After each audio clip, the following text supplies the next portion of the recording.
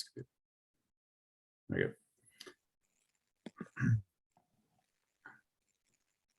go. All right.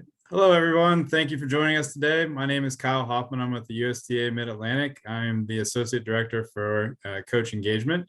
With us today is Teresa Lemair. She's with David Lemair Tennis. And Teresa, if you don't mind, what is your role with the organization? So my role is twofold. Are we specifically talking about tournaments? Then I'm officially a tournament director. I'm also an official, but I'm kind of the person that does all of the background of the tournaments, and then I sit at the tournament desk on the weekends. Cool. And with this, today's presentation is going to be on why and what is the value of running L6, L7s. Teresa has been a long-time provider with the section. We're going to get to know her a little bit, and she's going to talk a little bit about that specific area for all of us that are watching today. So Teresa, tell us a little bit about yourself and how you got involved in tennis. So I met my husband and married him and married into tennis from there. So he had been playing and teaching his whole life. I think I had one set of lessons when I was a kid, and then I'm in my 20s and now I'm in it. So I was first kind of his administrator for the lessons, and then I started teaching a little bit, and then we started running tournaments, and that's kind of become the bigger piece of my side of the organization. Okay. And how long have you been a provider with the section? So I was thinking about that. I think it's 11 years. I mean, we've been running tournaments for years, but USTA tennis tournaments we started 11 years ago. Okay. And why did you decide to become a provider with the Mid-Atlantic section? So it was twofold. So my husband had a number of clients that were having a hard time finding tournaments. At the time in this area, we only had maybe a couple of providers. And they, obviously they didn't run them every single weekend. A lot of times when you signed up, you couldn't sign up for level 6 or 7. You have to start, the numbers were different back then, but you would have to start with like what's equivalent to a level 5 or even a level 4. And then our own kids started playing. And what we were ending up doing is, we were trying to rearrange my husband's teaching schedule and the rest of our schedule to then go somewhere, travel somewhere to play a tournament. And then basically we realized, well, we can help our own clients, we can help our own kids, and then we can just help everybody in the area by having more tennis tournaments. Cool. And then I know you get this question a lot, but in terms of someone that may be new, someone that's not familiar with all these different levels and L6s, L7s, what do you tell a parent that's interested in, and what do you describe an L6 to L7 to be? So an L7 is I don't call it beginner level tournament because you can be any level of player, but it's the beginner 2 tournaments level. So it's when you haven't, in general, it's when you haven't played a tournament or many tournaments in the area. And it's non-elimination format, which means that whether you win or lose, you play at least 2 matches, usually 3 and sometimes 4. So it's kind of a nice feeling. Your first tournament, you go, maybe you lose the first match, you really don't want to walk away. And even if you lose the second match, it's really great that it's like, hey, it doesn't really matter if you win or lost, you play again at 2 o'clock, that kind of thing. It is, like I said, it's 1 day, so it's a 1-day commitment. It's more than one match. They're shorter matches, which is nice. I think it kind of decreases the commitment for people. And in general, the level of play is about the same. And it's also, we're set up for learning. So we know that there may be a kid on the court that has been playing for 6 years and knows how to do everything. And there may be a kid on the court that doesn't have any idea how to score. He doesn't remember which side to stand on. And so we kind of, or last weekend I had someone come and say, this is our very first tournament, what do we do? And hopefully we're set up so that we're giving them this stuff from the beginning, and we're kind of teaching them, like, remember to check in for your second match and your third match, remember to stay local, don't disappear, those kinds of things.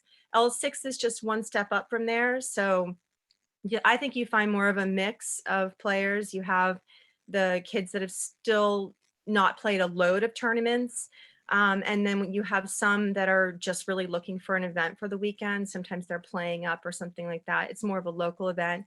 It's 2 days, slightly longer format. Again, usually 2 to 4 matches. So the emphasis is on having the opportunity to play more than one player, because of course every player is different, and whether you win or lose. It just doesn't matter whether you win or lose. Okay. And I know you touched on this a little bit with your own kids and looking for tournaments and stuff, but why do you run L6s and L7s? Um, well, because it's what people in this area want and need. And it's, the USTA has it set up so it's kind of a pyramid. So you're going to have mostly level sevens. They're supposed to be super local. So, people don't have to drive 4 hours, hopefully, to get to them. And then there are a few less level sixes, but still kind of the same thing. So there need to be quite a bit of them in this area. My own daughters had to start with what was available, like you said, and it was a tough start. Luckily my husband set them up for success and said, like, don't expect to win anything. But it's hard to go on and play somebody who's really super experienced, and you're maybe not going to have the same experience as you would if you played someone else that's kind of the same level. Okay. And so just to kind of piggyback off that too, so the value you see in those are local and what else? They're local. I think it's a great atmosphere. The kids come. There are so many of them kind of at the same site. They quickly kind of become friends. The parents start talking to each other. I think the match play is usually really good. Level sevens, because we're accepting from the bottom up, we tend to have a lot of unranked or lower ranked players. Again, not necessarily meaning that they're not the same, that they're a lower skill level, but that they're beginning to tournaments.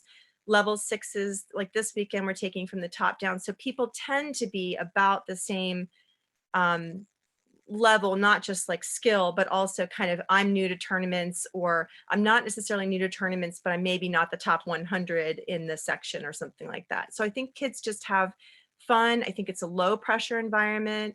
Um, we do our best, the parents don't get involved. So the kids go out there and it's their moment. They can ask for help if they need it, but in general, they learn what playing a tournament is all about. Okay. And then since you're talking about kids, how many do you typically see at one of your events? Um, it has changed all the time, but I would say on average we have about 100 players per tournament. I don't think we've really ever gone lower than 60 or 70, and we've gone above 200 for, at times in the past. Okay. And I would say you've learned a lot from running those tournaments. What types of things have you learned from that experience? I've definitely learned some perspective. And one of the great things about David and I being a team is that he comes from a lot of the tennis piece of it, and I come from a lot of the customer service background. And so between the two of us, we can kind of come at it. We come at it from a parent's perspective, a coach's perspective, a tournament director's perspective, an umpire's perspective. So I've kind of learned what's important and how to try to set the atmosphere so that kids are having, I can't guarantee you're going to win, but I can really try to make sure that you have a positive experience. Okay. And we get this question at the section a lot, but what advice would you give to other providers that might be looking to run an L6 or an L7 at their facility?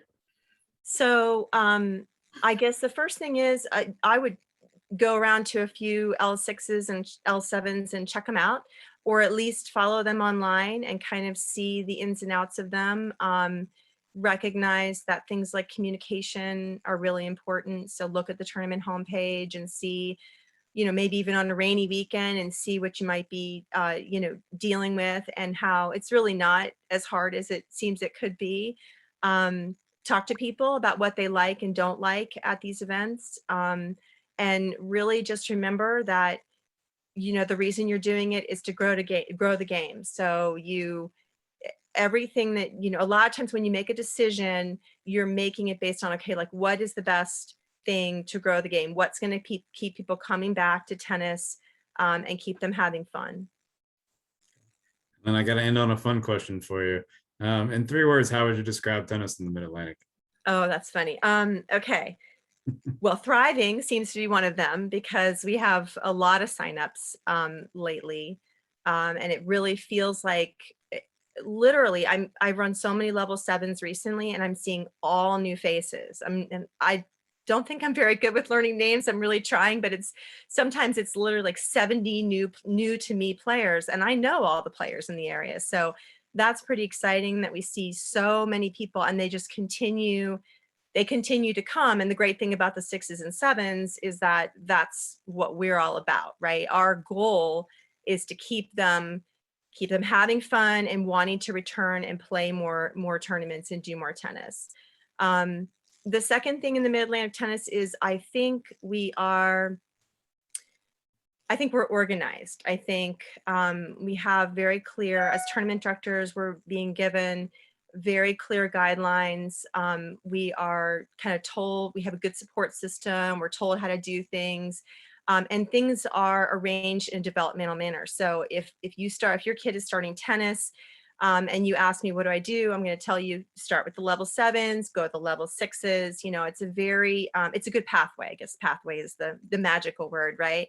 And then I think fun. I really do think that people are in this area are having fun playing tournaments. A lot of people leave on a Sunday and they say, oh, we'll see you next week, and that's like, or we'll see you in 2, like they know my schedule better than I do most of the time. I'm like, oh, what level is that? Remind me, So I think people really look forward to tennis in this area.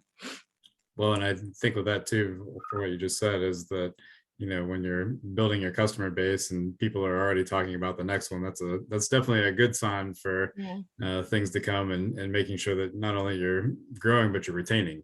Right. And I would say from a section standpoint too, is that we're always looking for new players, but we're also looking for players to continue to develop and get better and look for more opportunities. So that Absolutely. being said, anything else that you'd like to share with us in closing? I can't think of anything, but the great thing in this area is, if you do want to run a tennis tournament, reach out. It seems like people in the tournament directors in this area and the officials in this area, and of course the Mid-Atlantic staff or different committees that everybody's really willing to talk about, things. I mean, sometimes I have tournament directors ask me a question via text on the weekend, and they're in a situation, okay, what do you think? That kind of thing. It seems like there's much more of a community between the providers than there has been in the past. Well, that's good to hear. So, well, Teresa, we appreciate your time today, and for providers that are looking to reach out, feel free to contact the section office, and we can get you set up and learn more about the L6s and L7s that are out there for you. So thank you, Teresa, for your time, and we'll talk to everybody for another side session here soon. Thanks. Thanks, Kyle. Take care.